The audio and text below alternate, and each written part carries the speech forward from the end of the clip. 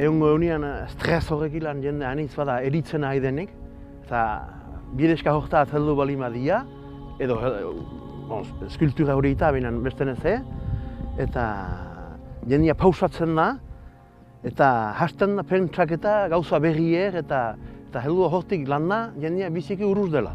Hara.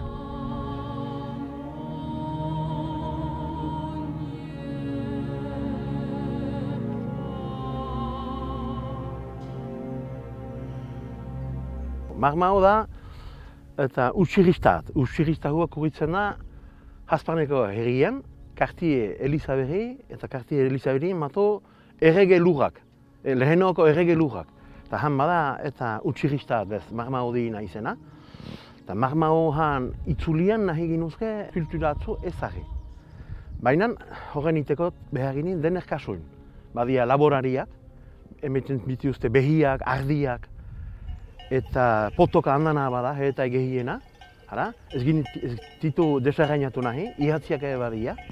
Badia ihistariak, arrentzaria badia, eta jendeak kurri eraiki dina. Eta horik, nehor ez desarraina aziz, behar ditu ezagri, eta dener ezauta azi leku hoi. Eta xoragarria bita. C'est vrai que ce lieu-là est magique, extraordinaire de beauté.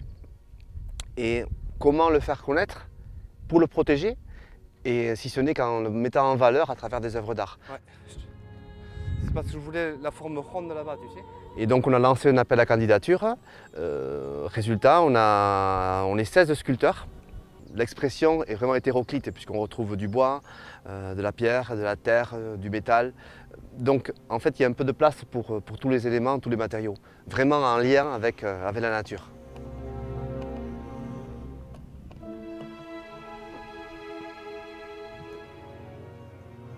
Bez, hasi egia gu esantie eta bideska horiek ilan eta balio puxuaten emaitia, geroan gati leku hori kolohola atxe dezatu. Zenta hameste etxe itena alda, aitena aida itzuli hootan eta bazter guzietan, beldurgia eumatez, jendea jien dela oian hori eta ate. Eta hoi behar nuke behiratu.